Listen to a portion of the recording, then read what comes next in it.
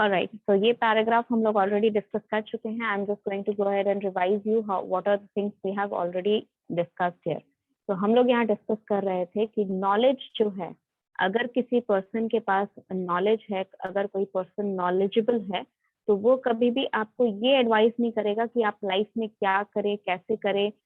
इसको इस तरह पढ़ो या इसको ऐसे पढ़ो, इतने घंटे पढ़ो, ऐसे पढ़, ये स्ट्रैटेजी बनाओ पढ़ने का. ये सारी चीजें वो लोग बोलते हैं जिन्होंने क्वालिफिकेशन उनके पास बहुत ज्यादा जिनके पास नहीं है. ठीक है, जैसे कि हमने यहाँ पर ऊपर में देखा था, यहाँ पर लिखा था कि जो बेकन है जिन्होंने ये ऐसे लिखा है, आर्टिकल लिखा है, वो खुद ही बहुत ज्यादा क्वालिफाइड थी. तो उन्हें पता है कि किसी को अगर एडवाइस किया जाए कि वो किस तरह पढ़ाई करे, तो वो अच्छे से नहीं पढ़ पाएगा. लेकिन अगर उसे प्रैक्टिकल नॉलेज दी जाए, यानी कि अगर उसे ये बताया जाए कि यहाँ पर किस तरह पढ़ाई के काम आएगी, आपके काम किस तरह आएगी ये पढ़ाई. ठीक है, Sanjeev, do you have any doubt? Roll number 56 444. Sanjeev, do you have any doubt? Yes, that's what I thought. अगर डाउट नहीं है तो बार बार अनम्यूट मत करिए माइक के. आपका बैकग्राउंड नॉइज अगर आएगा, क्रिएट होगा, तो वो मेरे वॉइस को ओवर पावर कर जाएगा. ठीक है, ऑलराइट. तो यहाँ पर आपका जो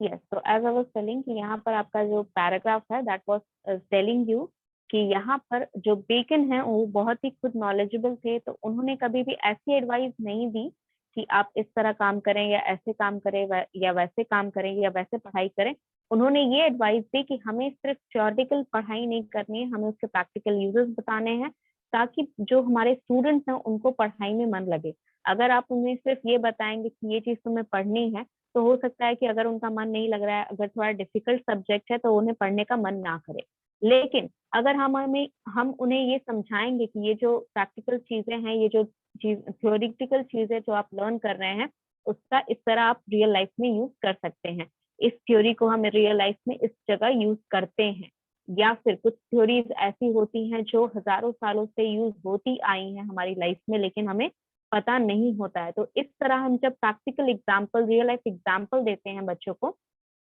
तो स्टूडेंट्स को पढ़ने में मन भी लगता है और वो अच्छे से कंसंट्रेट होकर उस चीज को समझने की कोशिश करते हैं. इनफैक्ट वो समझ जाते हैं बहुत जल्दी, क्योंकि प्रैक्टिकल नॉलेज से आपको ये पता चलता है कि वो रियल लाइफ में वो थ्योरी जो है वो किस तरह वर्क करती है. तो जो जो भी ऐसे लोग हैं जो यहाँ पर मतलब जो सिस्टम एक बनाते हैं, जो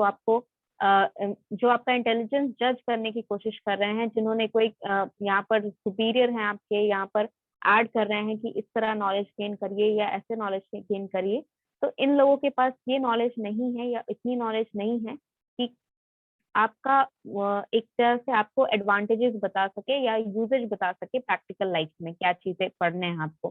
तो इस वजह से आपका जो एबिलिटी है या आपका जो यहाँ पर, अगर आप यहाँ पर इन चीजों को रेजिस्ट करते हैं, ठीक है, मान लीजिए आपको ये सब्जेक्ट दे दिया गया है पढ़ने के लिए और इसका यूज नहीं बताया गया और उसको आप रेजिस्ट करते हैं, तो आपको ये कहा जाता है कि आप इस सब्जेक्ट में वीक हैं, आप इस सब्जेक्ट को पढ़ नहीं सकते.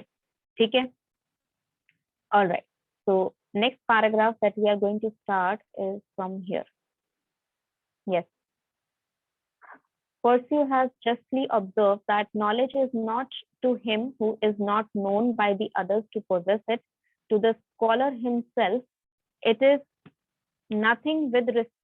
respect either to honor or advantage, for the world cannot reward those qualities which are concealed from it. With respect to others, it is nothing, because it affords no help to ignorance or error. यानी कि इसका कहने का मतलब ये है कि knowledge जो है वो उस पर्सन के लिए कुछ भी नहीं है जो सिर्फ दिखावे के लिए नॉलेजेबल दिखा रहा है कि हम बहुत नॉलेजेबल हैं, या फिर दूसरे उसे कहते हैं कि वो बहुत नॉलेजेबल है. ठीक है, अगर हम मतलब मैंने बताया उसको कि नॉलेजेबल है वो पर्सन, ठीक है, तो क्यों नॉलेजेबल है ये रीजन मुझे बताने की जरूरत नहीं है, या फिर चार लोग उस पर्सन की तारीफ कर रहे हैं कि अरे ये बहुत नॉलेजेबल है, ये इसको बहुत ज्यादा ज्ञान है, इसको ये आता है, इसको वो आता है. रिस्पेक्ट अगर आप किसी की कर रहे हैं, तो ये इक्वलेट नहीं करता है, या फिर ये रिस्पेक्ट जो है, ये जो ऑनर है, ये जो एडवांटेज है जो आपको मिल रहा है बाकी लोगों से, because you are saying that this person is very knowledgeable. इसका मतलब ये नहीं है कि आप नॉलेजेबल हैं, इसका मतलब ये है कि लोग सोचते हैं कि आप नॉलेजेबल हैं। ठीक है, तो अगर यहाँ पर हम रिस्पेक्ट और ऑनर करते हैं या एडवांटेज देते हैं किसी को, तो आप उस चीज को रिवॉर्ड नहीं कर सकते हो जो आपके आंखों से देख नहीं सकते हो, या कंसील्ड है। कंसील्ड मतलब जो छुपा हुआ है। तो जो क्वालिटी होती है नॉलेजेबल की, जो क्वालिटीज होती हैं, उन्हें आप जज नहीं कर सकते हो, या उन्हें आप रिस्पेक्ट नहीं कर सकते हो, उन्हें आप ऑनर नहीं कर सकते हो, बिकॉज यू डोंट नो। ठीक है, आपको बिना यहाँ पर आप एक कह सकते हैं कि बिना टेस्ट लिए या बिना किसी को कुछ एग्जामिन किए आप नहीं बता सकते कि वो पर्सन नॉलेजेबल है या नहीं है। ठीक है, तो यहाँ पर जैसे देखिए हमने बिहेवियर, जैसे जेंटलमैन के बिहेवियर्स पढ़े थे कि एक जेंटलमैन जो है वो किस तरह बिहेव करता है, तो हमने वो सारी थ्योरीज निकाली कि इस तरह अगर आप बिहेव करेंगे तो आप जेंटलमैन है, अदरवाइज आप जेंटलमैन नहीं कहलाएंगे। So these things,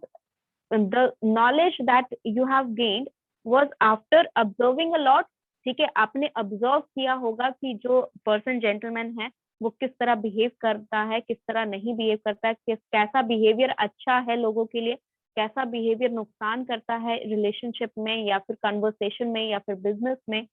तो ये सारी चीजों को ऑब्जर्व करने के बाद उन्होंने ये थ्योरी निकाली होगी। लेकिन ये थ्योरी निकालने के बाद सिर्फ थ्योरी पढ़ के कोई ऐसा नहीं बोल सकता है कि वो पर्सन जिसने ये लिखा है वो बहुत इंटेलिजेंट है। नहीं, उस पर्सन को जज करना पड़ेगा हर एक चीज को रिलेटेड। ठीक है, जो कि कंसील्ड है, यानी कि छुपी हुई है। आप हर एक चीज नहीं जान सकते जब तक सामने वाला बता नहीं रहा है आपको। ठीक है, तो रिस्पेक्ट कुछ भी नहीं है उन पर्सन के लिए जो कि इग्नोरेंस में जीते हैं या फिर गलत रास्ते पे और के पास नॉलेज है। तो वो नॉलेज मैं जब तक किसी को बता नहीं रही हूँ, या फिर बिना किसी नॉलेज के आप किसी को रिस्पेक्ट दे रहे हैं, ऑनर कर रहे हैं, तो ये बेवकूफी वाला काम होगा, क्योंकि आप वहां पर इग्नोर कर रहे हैं उस पर्सन की एक्चुअल इंटेलिजेंस लेवल को। ठीक है, now I'm just going to go ahead and explain here. If you have any doubt, you can raise your hand. बिना hand raise किए आप नहीं बोल पाएंगे, so it is better if you can just raise your hand if you are having any doubt, कोई एक particular word का अगर meaning जानना है तो। Yes, Sanjeev.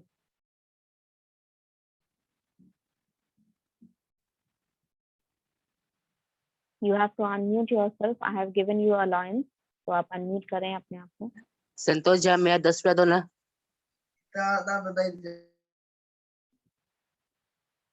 Yes, anybody else?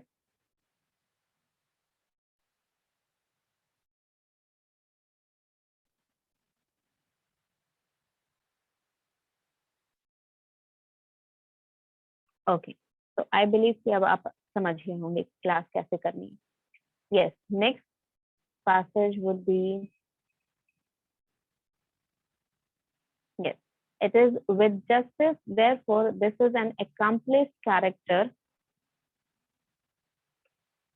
Horace unite just sentiments with the power of expressing them, and he that has once accumulated learning is next to consider how he shall most widely diffuse and most agreeably impart it। ठीक है, मतलब यहाँ पर बताया जा रहा है कि होरेस ने ये बताया था कि हमें पावर और सेंटिमेंट्स एक्नॉलेज करने हैं। एक्सप्रेशन के साथ हम यहाँ पर उन सभी को मिलाकर, अक्यूमुलेटेड मतलब उन सभी को मिलाकर हम अगर लर्निंग करते हैं, उसके बाद हम बता सकते हैं यहाँ पर क्या चीज पॉसिबल है। ठीक है,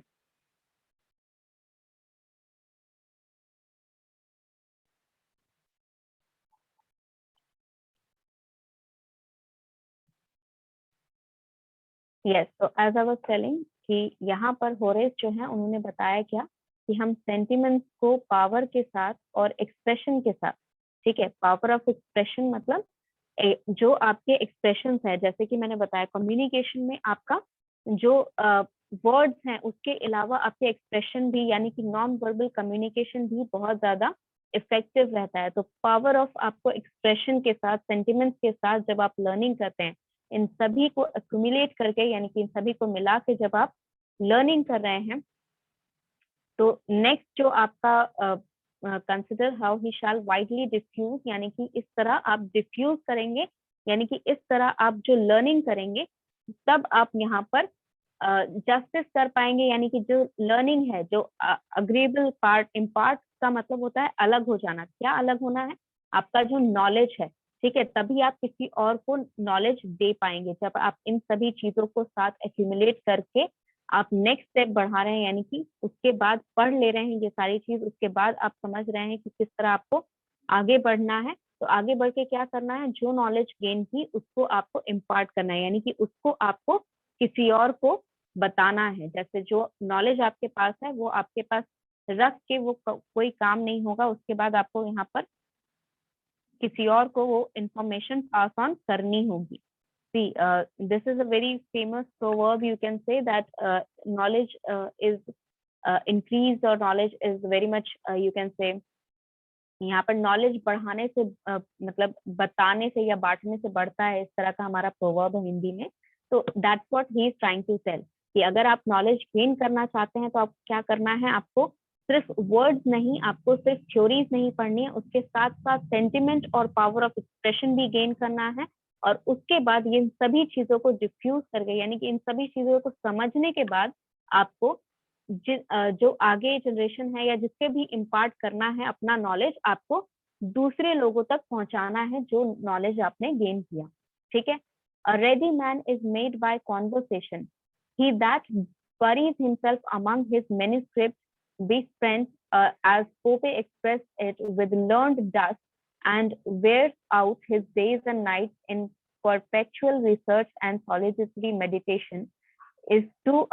apt to lose his elocution. What he adds to his wisdom and what he comes into the world appears overloaded with his notion, like a man armed with weapons which he cannot wield. यहाँ पर कहना क्या चाह रहा है, जैसे कि हमने पढ़ा कि अगर आप कॉन्वर्सेशन करते हैं, ठीक है, तो आप एक रेडी पर्सन हो जाते हैं, यानी कि आप तैयार हो जाते हैं किसी भी सिचुएशन को यहाँ पर हैंडल करने के लिए। लाइफ में अगर कोई भी ऐसा सिचुएशन आ रहा है जो आपको हैंडल करना पड़ सकता है, जिसके लिए आपको थोड़ी हेल्प चाहिए होगी या जिसके लिए आपको थोड़ी नॉलेज चाहिए होगी, तो आप अगर कॉन्वर्सेशन कर रहे हैं तो ये चीज आपके लिए हेल्पफुल रहेगी। ये चीज हमने ऊपर पैराग्राफ में भी पढ़ी। ठीक है। तो इसमें कहा क्या जा रहा है कि पोपे ने एक मैन्युस्क्रिप्ट लिखा था, बीस फ्रेंड्स, जिसमें उन्होंने एक फ्रेज मेंशन किया था, विद लर्न डस्ट, यानी कि जो आप दिन रात पढ़ रहे हैं, रिसर्च कर रहे हैं, और अगर आप ये सारी चीजें, मान लीजिए आप 1000 किताबें पढ़ रहे हैं, एक ही कमरे में लाइब्रेरी में बैठकर आप 1000 किताबें पढ़ रहे हैं, लेकिन उस किताबों को पढ़ के आपको जो स्किल्स मिला, आपको जो नॉलेज मिला, वो क्या हो जाएगा अगर आप कॉन्वर्सेशन नहीं कर रहे हो तो। ठीक है। If you are not like having a conversation, or if you are not using that knowledge for any purpose, ठीक है, आप सिर्फ नॉलेज गेन करते जा रहे हैं, आप बुक्स पे बुक्स रीड कर रहे हैं, आप स्किल सेट डेवलप करते जा रहे हैं, लेकिन आपका जो यहाँ पर एक्सप्रेशन है, मतलब आपका जो नॉलेज है, वो क्या काम का आएगा अगर आप उसको यूज नहीं कर रहे हो। तो यहाँ पर विद लर्न डस्ट का मतलब ये है कि अगर आप यहाँ पर डे और नाइट रिसर्च कर रहे हैं अकेले, सॉलिडिटरी मेडिटेशन, मतलब सॉलिडिटरी का मतलब होता है अकेले रहना, मेडिटेशन मतलब आपको पता है ध्यान लगाना, यानी कि आप ध्यान लगाकर ये सारा दिन रात रिसर्च कर रहे हैं। ठीक है। और आपको एंड में होता क्या है कि आपका जो एलोक्यूशन का मतलब होता है योर एक्सप्रेशन और your skills to express something और स्पीक समथिंग। ठीक है, मतलब बोल पाने की क्षमता को, जो स्किल सेट है उसको एलोक्यूशन बोलते हैं। ठीक है। तो आप दिन रात यहाँ पर रिसर्च कर रहे हैं, दिन रात अकेले बैठ के मेडिटेट कर रहे हैं, यानी कि ध्यान लगा के पूरा पढ़ रहे हैं, तो आप क्या कर रहे हैं, आप अपना स्पीकिंग एबिलिटी, आपका जो थॉट्स है उसको कन्वर्ट करके जो आप बोलते हैं, ये एबिलिटी आप लूज करते जा रहे हैं। ठीक है। और ये जो चीज है, ठीक है, ये चीज उनके विजडम में जरूर ऐड करेगा। ऐसा नहीं कि समझदार नहीं है आप, अगर आप ये चीज नहीं कर रहे हैं तो आप समझदार बनेंगे। ठीक है। आप दुनियादारी जानेंगे, आपके पास इंफॉर्मेशन, बहुत सारे इंफॉर्मेशन होंगे, आपके पास ओपिनियन होगा अपना हर एक चीज को लेकर। ठीक है। आपसे कोई भी क्वेश्चन पूछ लिया जाए, आपके पास अपना ओपिनियन वहां पर रहेगा ही, लेकिन आपके पास जो वेपन है उसको आप wield नहीं कर पाओगे, यानी कि आपके पास जो नॉलेज है उसको आप यूज नहीं कर पाओगे। wield करना का मतलब होता है कि जो वेपन आपके पास है उसको आपको चलाना भी आना चाहिए। ठीक है, फॉर एग्जाम्पल अगर आपके हाथ में राइफल रख दी गई, डजंट मीन कि आप वहां पर उसको यूज कर पाएंगे या फिर उसको यूज करना आप बिना सीखे आप यूज कर लेंगे, या फिर उसका कुछ भी ऐसा कर नहीं सकते हो अगर सिर्फ वेपन आपके हाथ में है। यानी कि सिर्फ नॉलेज अपने पास रखकर, विजडम अपने पास रख के, अपने इतने सारे जो नोशन है, आपके इतने सारे ओपिनियंस हैं, वो सभी अपने पास रख के आपने किया क्या? अगर आपने कॉन्वर्सेशन नहीं किया तो या फिर आपने जो नॉलेज है वो इम्पार्ट नहीं किया, तो इतना नॉलेज गेन करके आपने किया क्या? आपके पास वेपन है लेकिन आप कुछ नहीं कर रहे हैं उससे, लेके बस बैठे हुए हैं। अब आप वेपन यूज करेंगे, wield करेंगे, एक्सप्रेस करेंगे कि आपके पास ये वेपन है, आप यूज कर सकते हैं, then only you will be a ready person. ये चीज हमारा राइटर यहाँ पर बता रहा है। ठीक है, he has no facility to inculcate in speculation of adapting himself to various degrees of intellect, which the accidents of conversation will present, but which talks to most intangibly and to all अनप्लीजेंटली। यानी कि यहाँ पर आपका जो facilitate किया जा रहा है, जो फैसिलिटीज है, मतलब उनके पास कोई फैसिलिटीज नहीं है। किस चीज की फैसिलिटी नहीं है? आपका यहाँ पर जो एक्सप्रेस करना चाह रहे हो, ठीक है, आपका यहाँ पर जो आपने लर्न किया है उसको अगर आप एक्सप्रेस करना चाह रहे हो कि अपने जो आपका जो थॉट्स बन जाता है, ठीक है, इनकॉल्सेट का मतलब होता है कि जब आपके मन में कुछ चीज बैठ जाती है, ठीक है, मान लीजिए आपने मन में बैठा के रख लिया है कि ये क्लास नहीं करना है, इसको नहीं पढ़ना है, इसको कोई फायदा नहीं है पढ़कर, तो ये चीज आपका जो स्पेक्युलेशन है, यानी कि आपका जो ऑब्जर्वेशन है, आपने कुछ तो देखा होगा कि इसके बाद आपने ऑब्जर्व करके मन बना लिया है कि इसको नहीं पढ़ना है, इसको कुछ नहीं हो सकता है, हमारा कुछ नहीं हो सकता है, इसको पढ़ के कोई फायदा नहीं है। तो हम इसको क्या करेंगे, जब मन बना लिया है तो ये आपको कोई फैसिलिटेट नहीं कर सकता है। ठीक है, of adapting himself to various degree of intellect, मतलब यहाँ पर जब आपने मन बना ही लिया है लेकिन इसका कोई फायदा नहीं है। क्यों नहीं कोई फायदा है? क्योंकि वन यस स्पेकुलेशन किया, यानी कि आपने जो ऑब्जर्वेशन जो है, आपने जो ओपिनियन फॉर्मुलेट कर दिया कि इस चीज को मेरे को लेके बैठना है, इस चीज को मुझे सीखना ही है, या फिर इस चीज को मैं सीख के रहूंगा, तो ये मन बना के आपको यहाँ पर कोई फायदा नहीं हो रहा है, क्योंकि आप यहाँ पर खुद का जो इंटेलिजेंस लेवल है आपका, वो आप कॉन्वर्सेशन में नहीं डाल रहे हैं। ठीक है, जो कॉन्वर्सेशन है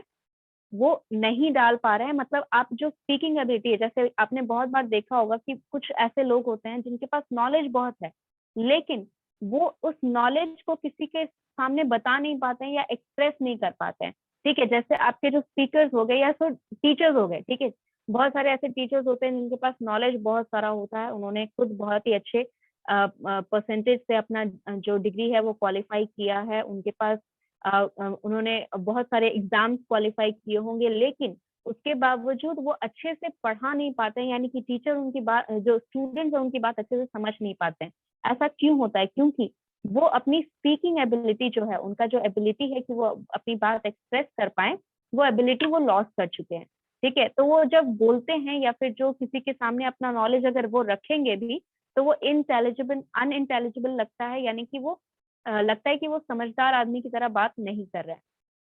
ठीक है, क्योंकि वो अपनी बातों को अच्छे से एक्सप्रेस नहीं कर पा रहे हो, और ये जो एक्सपीरियंस होता है ये बहुत ही अनप्लीजेंट होता है, specially for those people who have already have a lot of knowledge.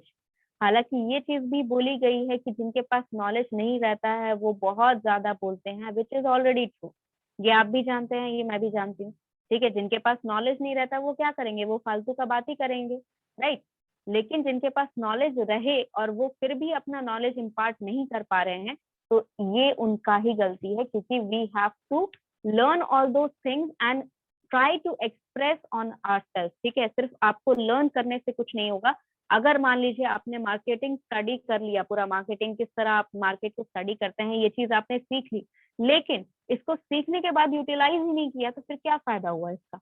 Right. तो जो चीजें आपने सीखी हैं वो कहीं ना कहीं आपके काम जरूर आती हैं। तो आपको अगर सीखना है उसके बाद जो सीखने के बाद उसको यूटिलाइज भी करना है। ठीक है, all right. Anything that you didn't understand is this paragraph? You can write it in the chat box, क्योंकि अनम्यूट करूंगी तो फिर आप लोग का नौटंकी शुरू हो जाता है क्लास डिस्टर्ब करने के लिए, पढ़ाई तो मन लगता नहीं है आपको, बहुत ही ज्यादा समझदार हो गए हैं, आपको पढ़ाई से कोई मतलब नहीं है, इंग्लिश पढ़ के क्या ही कर लोगे तुम लोग, है ना। तो ये पोर्शन में अगर किसी को कोई डाउट है, इतना जो समझाया उसमें अगर किसी को कोई डाउट है, you can right in the chat box. Alright, next is this paragraph. I'm going ahead and explaining this, and I hope कि आप नोट्स बना रहे हैं, because I'm not going to explain it again. आप अगर ये सोच के बैठे हैं कि अगर ऑफलाइन क्लास शुरू हो जाएगी उसके बाद दोबारा से रिपीट करेंगे सब चीज, तो वो चीज पॉसिबल नहीं होगा,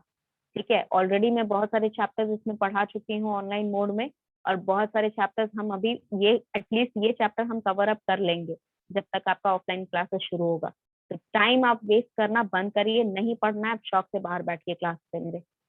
कोई जरूरत नहीं मेरी क्लास अटेंड करने की, लेकिन क्लास में आके आप डिस्टर्बेंस क्रिएट जो करते हैं ना, वो मुझे बिल्कुल पसंद नहीं आता। उस बच्चे को मैंने रिमूव कर दिया है क्लास से, he will not be able to attend the class any time today. I was once present at the lecture of profound philosopher, a man really skilled in the science which he professed, who, having occasion to explain the terms occum and pellucidum, told us after some hesitation that opacum was one might say opaque, and the pellucidum signifies lucid. Such was the dexterity with which this learned reader facilitated to his auditors that intricating of science,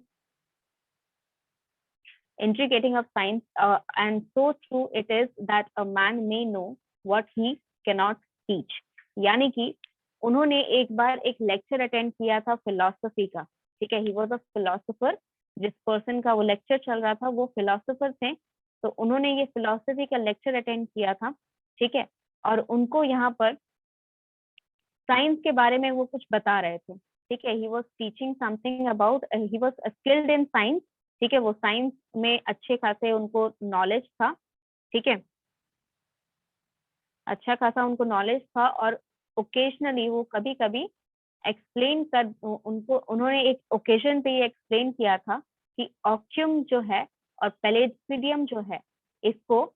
ऑक्यूम को OPEC भी कहते हैं और पेलेसिडियम को placid भी कहते हैं। OPEC मतलब जो चीजें आप क्लियरली नहीं देख, ट्रांसपेरेंट नहीं है जो चीज, ठीक है, जो आपको जो लाइट को रिफ्लेक्ट कर देता है, जिसके अंदर लाइट नहीं रिफ्लेक्ट हो सकता है, मतलब उसके अंदर ऑब्जर्व नहीं होता है, उन चीजों को ओपेक कहा जाता है। तो इसी तरह ये साइंस का जो भी चीजें हैं वो एक्सप्लेन करना चाह रहे हैं, ठीक है। और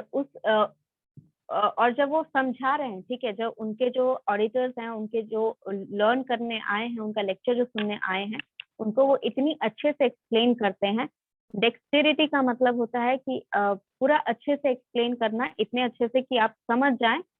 कोई डाउट ना रहे आपको, ठीक है। डेक्सटेरिटी का आपको अगर मीनिंग लिखना है तो you can write down the meaning, that is skill in performing task.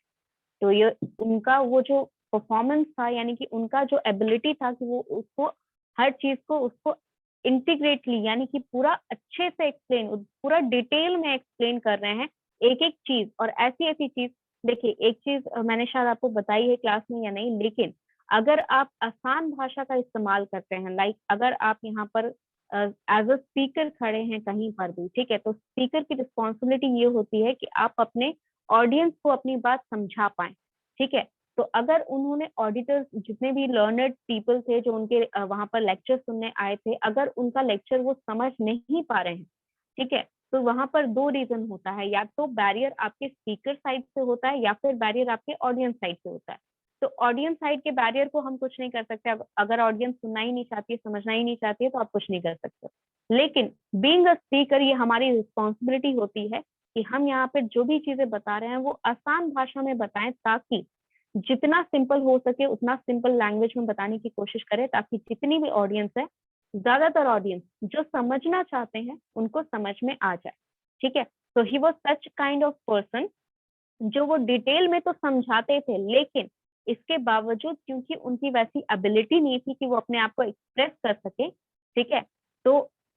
वैसा उन्होंने पूरा मतलब उनको एबिलिटी दिया गया था वैसा, ठीक है, जो पर्सन का उन्होंने प्रोफेसर का उन्होंने वहां पर लेक्चर अटेंड किया, ठीक है, उन्होंने बहुत ही डिटेल में हर एक चीज को समझाया, ठीक है, एक से एक चीज को समझाया ताकि आसानी से जो स्टूडेंट्स हैं या फिर जो भी उनका लेक्चर सुन रहे हैं वो बहुत आराम से समझ पाए। तो यहाँ पर लिखा गया है so true is that the man may know what he can not teach, यानी कि अगर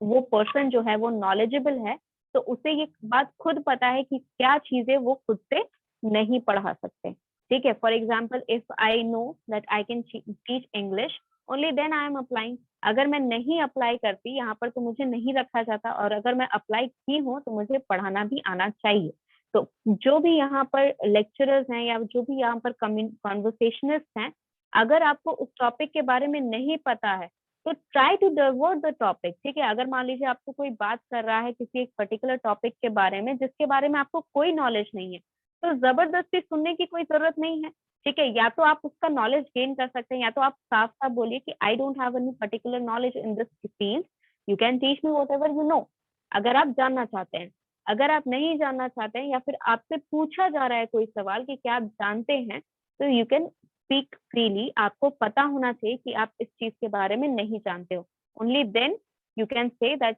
you are a true person, you are a true learner, ठीक है, क्योंकि आपको अपनी एबिलिटीज पता है, आपको अपनी क्षमता पता है कि आप क्या चीज लर्न कर सकते हो, क्या चीज लर्न नहीं कर सकते हो, और क्या नॉलेज आपके पास जो है वो इम्पार्ट आप कर सकते हैं, क्या नॉलेज आप यहाँ पर दे सकते हैं किसी और को, ठीक है। Borhave complained that the writers who have treated of chemistry before him are useless to the greater part of students because they propose those readers to have such degree of skills as are not often to be found। मतलब बोरवेव ने complain किया, ये एक writer थे, उन्होंने complain किया, क्या complain किया कि उनकी जो लिखी गई, उनसे पहले जो लिखी गई किताबें हैं, ठीक है, केमिस्ट्री के वो राइटर थे, उनसे पहले जो लिखी गई किताबें हैं वो बिल्कुल ही यूजलेस हैं उन बहुत ही greater part of the student, यानी कि मतलब समझ लीजिए जितना स्टूडेंट्स हैं उनमें से 70 या 80% जो स्टूडेंट हैं वो उस बुक को समझ ही नहीं पा रहे हैं। क्यों नहीं समझ पा रहे हैं? क्योंकि जो किताब लिखी गई है तो वो एक्सपेक्ट की गया है, प्रिपोज मतलब वो एक्सपेक्ट, इस एक्सपेक्टेशन से लिखी गई है कि जो रीडर्स हैं उनके पास सर्टेन डिग्री ऑफ स्किल्स है कि वो कुछ चीजें समझ पाए अपने से। लेकिन कभी कभार ऐसा होता है कि आप जब किताब लिखते हैं या फिर आप जब बुक लिख रहे हैं या किसी भी टॉपिक पे आप यहाँ पर डेजर्टेशन प्रेजेंट कर रहे हैं,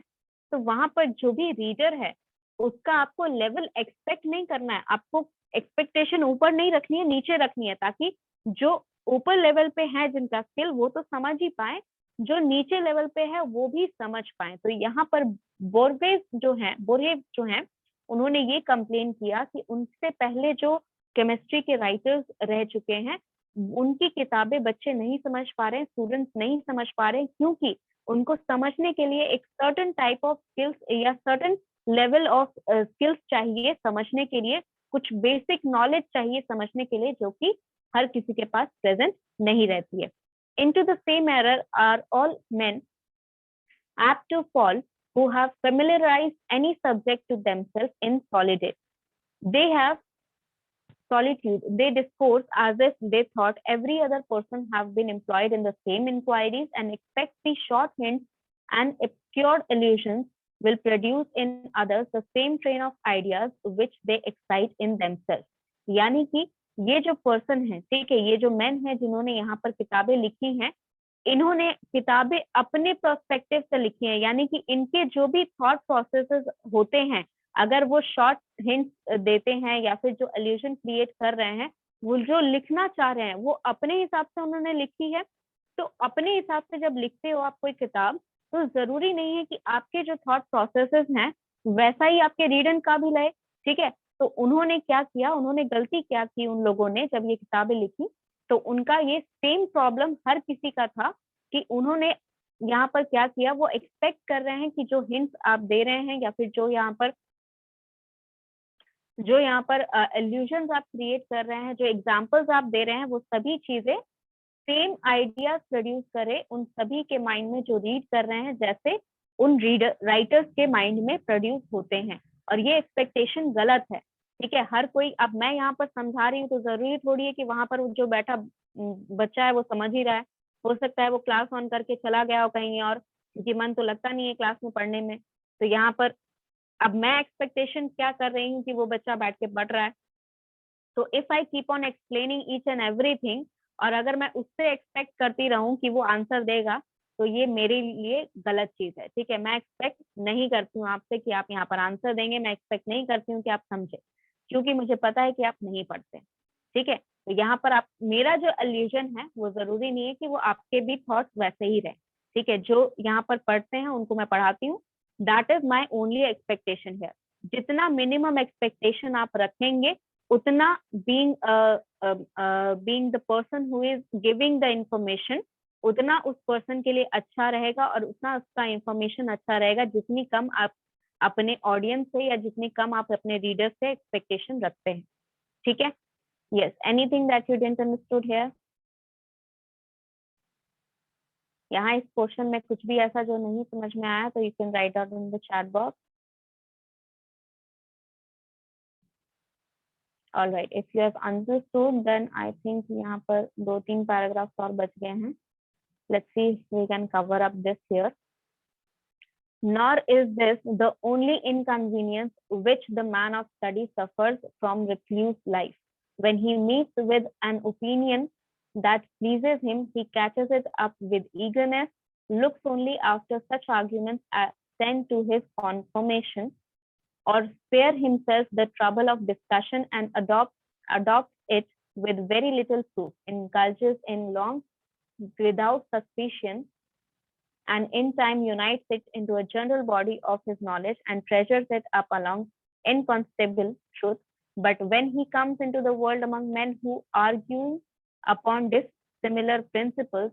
have been led to different conclusions and being placed in various situations view the same object on many sides, he finds his darling possession attacked and himself in no condition to defend himself.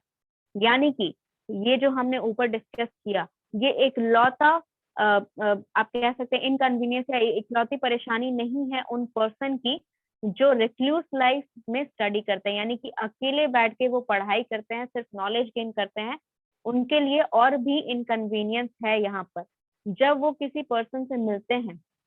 या फिर किसी person की किताब पढ़ते हैं जिसमें same opinion है जो वो सोचते हैं, तो उसको वो कैच कर लेते हैं, यानी कि उसको वो पसंद करते हैं, उससे वो बात करते हैं या उसकी किताबें और पढ़ते हैं ईगरनेस के साथ, यानी कि बहुत ही आप कह सकते हैं एक्साइटमेंट के साथ वो उस चीज को अपना लेते हैं। ठीक है, और यहाँ पर वो आर्ग्यूमेंट्स वगैरह, कंफर्मेशन वगैरह जो उनसे मांगते हैं, ठीक है, जो उनसे बात सुनते हैं, जो उनकी आर्ग्यूमेंट सुनते हैं, जो उनसे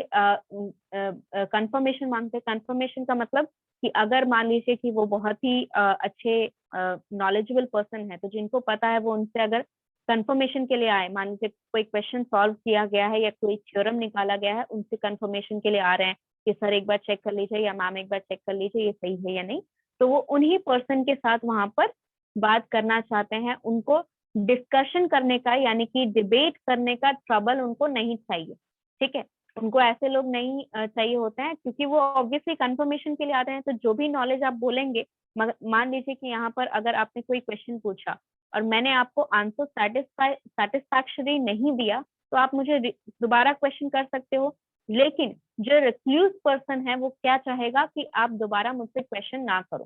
ठीक है, आपने एक बार जो क्वेश्चन किया मैंने समझा दिया, वो आप समझ जाए, कैसे भी समझे that is up to you. ठीक है, तो वो क्या करता है कि यहाँ पर लिटिल प्रूफ, यानी कि वो प्रूफ नहीं दे पाएगा। उसने जो यहाँ पर नॉलेज लिखी है, उसकी जो भी नॉलेज है वो यहाँ पर वो प्रेजेंट जरूर कर सकता है, वो अपना पेपर प्रेजेंट जरूर कर सकता है, लेकिन वो प्रूफ नहीं दे पाएगा कि उसने इस थ्योरी पर कैसे कंक्लूड किया, किस तरह इस थ्योरी पे वो पहुंचा है, किस तरह उस थ्योरी पे वो निष्कर्ष उसने निकाला है, ये वो नहीं बताएगा। जिसकी वजह से indulges it long without suspicion, मतलब बिना किसी शक के, बिना किसी परेशानी के वो उसी के पीछे भागता रहता है, क्योंकि उसको कंफर्मेशन मिल रहा है। ठीक है, उसके लिए कंफर्मेशन के लिए लोग आ रहे हैं उसके पास, तो उसे कोई परेशानी नहीं है। वो आराम से वहां पर बैठा हुआ है बिना किसी डिस्कशन। उन्हीं जनरल बॉडीज यानी कि उन्हीं लोगों के साथ वो यहाँ पर यूनाइट होता है जिनके पास उनकी नॉलेज है, यानी कि जो उनकी किताबें पढ़ते हैं और इन सभी चीजों को, ठीक है, कि वो मेरी किताब पढ़ रहा है, वो मेरे से कंफर्मेशन लेने आ रहा है, वो मेरे से थ्योरम चेक करवा रहा है, इन सभी चीजों को वो ट्रेजर करके रखते हैं अपने पास। मतलब एकदम जैसे बोलते हैं सर पे चढ़ा के रखेंगे कि मेरे को इतना सारा जो है, ये जरूरी नहीं है कि ये ट्रूथ है ही, लेकिन एक उनके लिए एक ये ना करने, मतलब फॉल्स ना कर सकते हैं। फॉल्स आप यहाँ पर उन चीजों को फॉल्स प्रूफ नहीं कर सकते, गलत प्रूफ नहीं कर सकते हैं, ठीक है। इनकॉन्स्टेबल मतलब आप उससे लड़ नहीं सकते हो, इस तरह की सच्चाई बन जाती है उनके मन में, ये माइंड में ये सच्चाई बन जाती है कि मेरा जो नॉलेज है वो सभी को पसंद है और मैं इस चीज को लेकर, मेरे से सब अप्रूवल लेने आते हैं, मेरे से सब कंफर्मेशन लेने आ रहे हैं, लेकिन कोई मेरे से आर्गुमेंट नहीं कर रहा है, ठीक है। और ऐसा पर्सन अगर उन लोगों के पास जाता है, ठीक है, the world among men who argue, ठीक है, जो आर्ग्यू करते हैं, जिनके अलग अलग प्रिंसिपल हैं, जो कि अलग अलग कंक्लूजन निकालते हैं, अलग अलग सिचुएशन से व्यूज देखते हैं, ठीक है, जिनका परसेप्शन अलग है, देखने का नजरिया अलग है, तो उनकी जो पोजीशन होती है, मतलब उन्होंने जो अपने दिमाग में बिठा के रखा है कि मैं सबसे नॉलेजेबल हूँ, ये पोजीशन जो है ये अटैक हो जाती है, यानी कि वो खुद को अनस्टेबल समझने लगते हैं क्योंकि वो आर्ग्यू नहीं कर पाते हैं, ठीक है। मान लीजिए कि अगर एक थ्योरम लिखा गया, तो अगर कोई पर्सन उससे पूछे कि आखिर ये थ्योरम आपने कैसे प्रूव किया और क्या रीजन है कि आपने ये थ्योरम के बारे में सोचा, जब ये सारे क्वेश्चन वो सॉल्व नहीं कर पाता है या फिर इस सारे क्वेश्चन का आंसर नहीं दे पाता है, तो उसको अपना पोजीशन खतरे में दिखता है, ठीक है। He is in no condition, वो बिल्कुल आप अपने किसी कंडीशन में भी अपने आप को डिफेंड नहीं कर पाता है, ठीक है।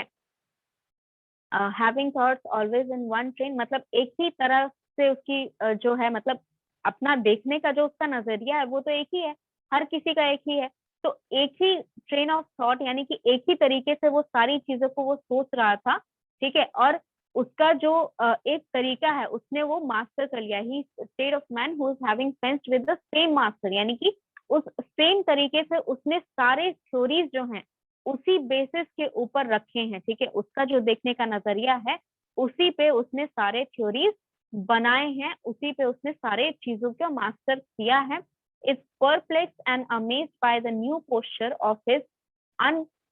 antagonist, he is entangled in unexpected difficulties, he is harassed by sudden objection, he is unprovided with solutions or reply, his surprise invades his natural powers of reasoning, his thoughts are scattered and confounded, and he gratifies the pride of airy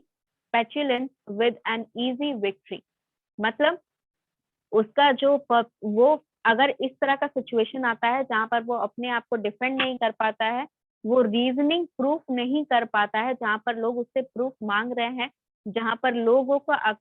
अलग अलग opinion है। For example अगर कोई एक subject आप लेते हैं तो आप क्यों पढ़ते हैं ये आपका अपना पर्सनल रीजन है, अगर कोई और आपका जो क्लासमेट है वो क्यों इस सब्जेक्ट को पढ़ता है उसका अपना एक रीजन है। तो यहाँ पर आपका एक स्पेसिफिक जो रीजंस होते हैं उसमें जरूरी नहीं है कि सबके रीजंस मिलते रहे, क्योंकि सबका देखने का नजरिया अलग होता है। और इस टाइप के इंसान जो कि रिक्लूस होते हैं, जो अलग शांति से बैठ के पढ़ने में विश्वास रखते हैं, उन जैसे लोगों को अगर इस टाइप के लोग मिल जाए जिनका डिफरेंट डिफरेंट ओपिनियन रहता है, तो वो परप्लेक्स हो जाते हैं, यानी कि कंफ्यूज हो जाते हैं, परेशान हो जाते हैं, उनको समझ नहीं आता है वो कैसे करें। तो इनको हिज एंटेगनिस्ट मतलब उसके जो थ्योरीज हैं, उनके जो फॉलोअर्स हैं, या फिर उनके जो भी चीजें उसे प्यारी हैं, उस पोर्शन पे उसको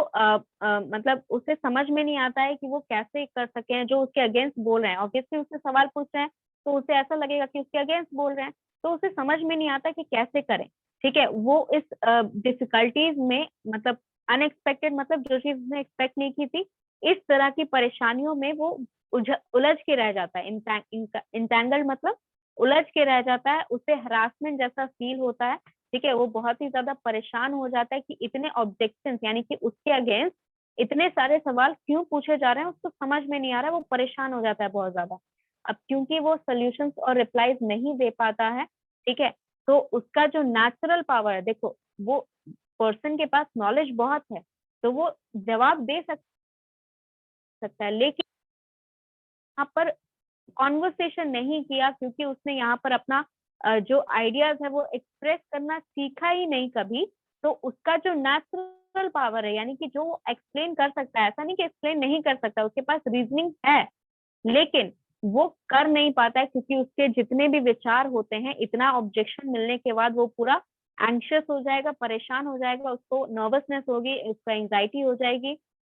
और ये सभी चीजें उसके जो थॉट्स है उसको बिखेर के रख देगा। स्कैटर्ड मतलब बिखेर के रख देगा, और वो कंफाउंडेड हो जाएगा, यानी कि इतना मतलब परेशान हो जाएगा, इतना कंफ्यूज हो जाएगा, इतना शॉक्ड हो जाएगा कि वो कुछ नहीं बोल पाएगा। ठीक है, और उसका जो प्राइड का एयर था, मतलब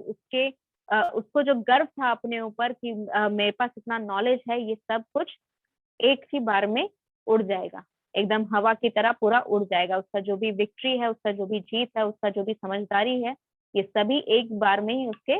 प्राइड के साथ उड़ जाएगा, क्योंकि वो ये सारी चीजें रिप्लाई नहीं कर पा रहा है, इन सभी ऑब्जेक्शंस को जस्टिफाई नहीं कर पा रहा है। ठीक है,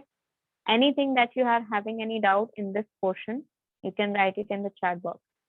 ये पूरा पैराग्राफ में अगर आपको कोई भी डाउट है तो आप चैट बॉक्स में लिखिए।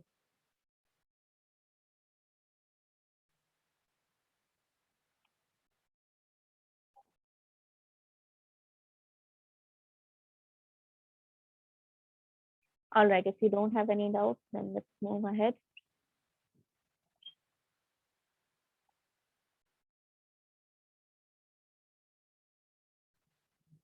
It is difficult to imagine with what obscenity truth which one mind perceives almost by institution will be rejected by another,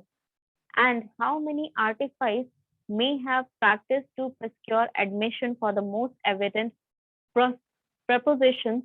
into understanding frightened by their novelty, or hardened against them by accident prejudice. It can scarcely be conceived how frequently in these extemporaneous conversations the dull will be subtle and the acute absurd, how often stupidity will elude the force of argument by involving itself in its own gloom, and mistaken in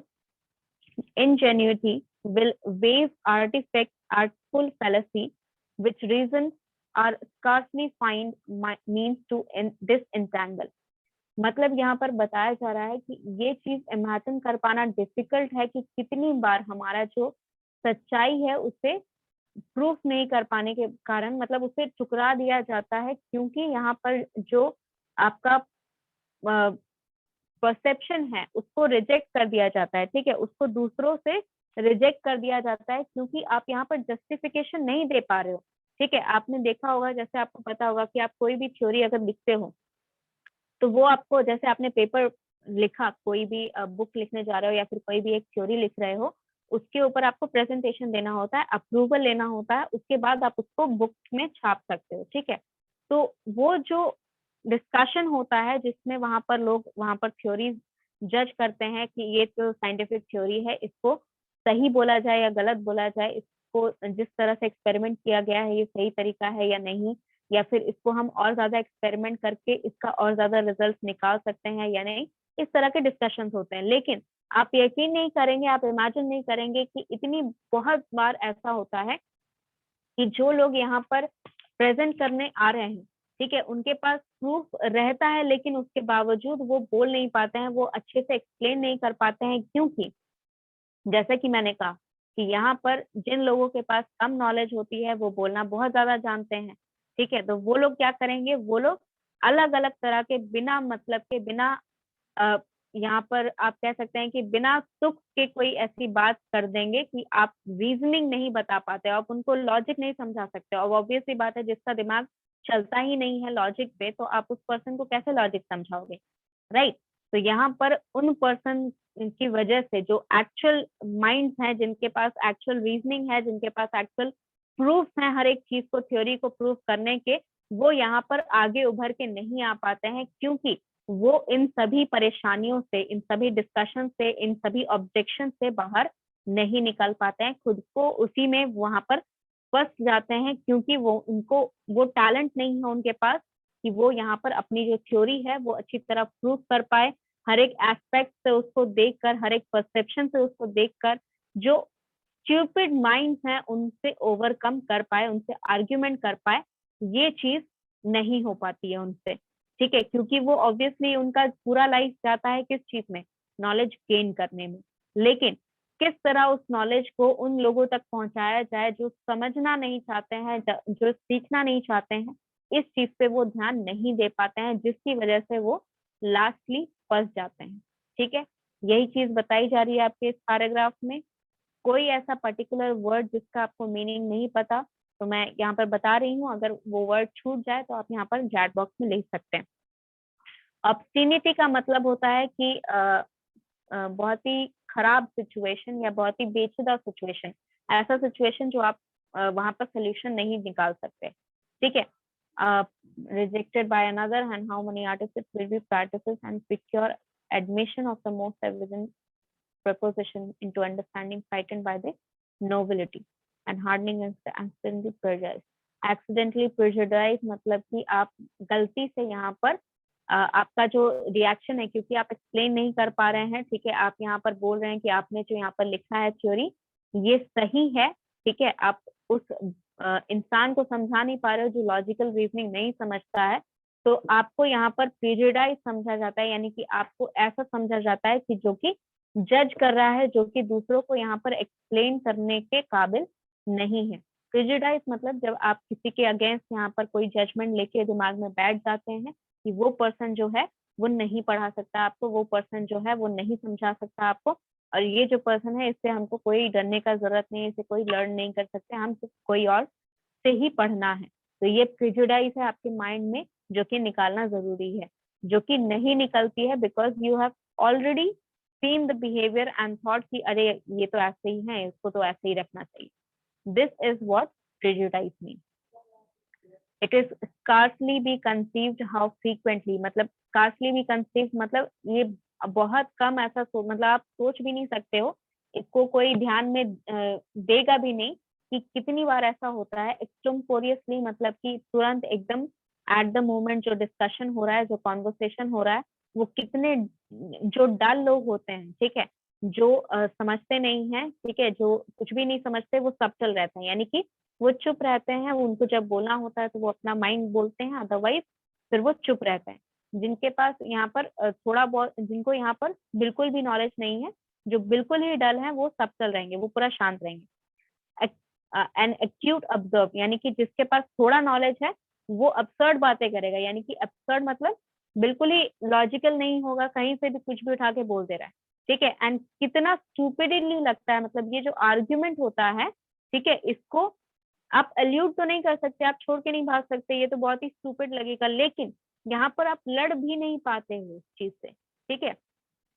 आप अगर उससे लड़ोगे, ठीक है, जितना आप argument कर रहे हो उस पर्सन से जो कि समझ नहीं पा रहा है आपकी बात, क्योंकि उसके पास उस टाइप का नॉलेज ही नहीं है, उसके उस टाइप के स्किल सेट नहीं है उसके पास वो चीजें समझने में, तो आप खुद का ही ग्लूम यहाँ पर खराब कर रहे हैं, यानी कि आप खुद की एबिलिटीज वहां पर खराब कर रहे हो, क्योंकि आप उसको वहां पर एक्सप्लेन नहीं कर पा रहे हो। तो सबके सामने यही होगा कि आप एक बेवकूफ इंसान को समझा नहीं पा रहे हो, तो आपके पास उतनी नॉलेज नहीं है, यही कंक्लूजन निकाला जाएगा, ठीक है। तो आर्टिफिस पॉलिसी मतलब यहाँ पर आपकी जो पॉलिसीज का मतलब होता है लैप्सेस जिनकी वजह से कॉज होते हैं, तो जो मिस्टेक्स हुई हैं उनका रीजन जो है, ठीक है, उनका रीजन यहाँ पर बहुत ही अलग अलग तरीके का रीजन होता है, ठीक है, आप समझा नहीं सकते हो, क्योंकि ऑब्वियस सी बात है कि आप उस लॉजिकल रीजन को किसी इलॉजिकल चीज से नहीं समझा सकते हो। अब जिसका दिमाग इलॉजिकल चीजें ही समझता है उसको आप लॉजिकल रीजनिंग कैसे समझाओ, तो इसी वजह से आप क्या करते हो, आप इस चीज में फंसे रह जाते हो, आप इस चीज को हटा नहीं पाते हो, ठीक है। ऑलराइट, तो यहाँ पर कुछ भी ऐसा जो आपको नहीं अगर समझ में आया तो you can go ahead and ask me, otherwise यहाँ पर मैं सेशन एंड कर रही हूँ आज का। लास्ट सेशन यानी कि आपका मंडे का जो सेशन होगा उसमें ये पोर्शन मैं कंप्लीट कर दूंगी, ठीक है। आप रीड करके आइएगा एंड आई होप कि आप नोट बना रहे हैं, क्या क्या चीजें यहाँ पर बताई जा रही हैं, ठीक है। नहीं लग रहा है इंपॉर्टेंट तो शौक से मत करो मेरी क्लास, लेकिन यहाँ पर क्लास में आप डिस्टर्बेंस क्रिएट नहीं करेंगे, एंड ऐसा नहीं है कि अगर आप यहाँ पर ऑफलाइन ज्वाइन करेंगे तो वहाँ पर आपको ये सारे परेशानियां जो हैं ये करने के लिए मिल जाएंगी, वैसा भी नहीं होने वाला है। ठीक है, तो अगर आप क्लास में भी डिस्टर्बेंस करने का सोच रहे हैं तो आप क्लास से बाहर ही रहिएगा, एटलीस्ट मेरे क्लास से बाहर ही रहिएगा, that's what my suggestion is for you. ठीक है, so I'm taking the attendance for you, let me just do this, and ये फाइल मैंने आपको सेंड कर दी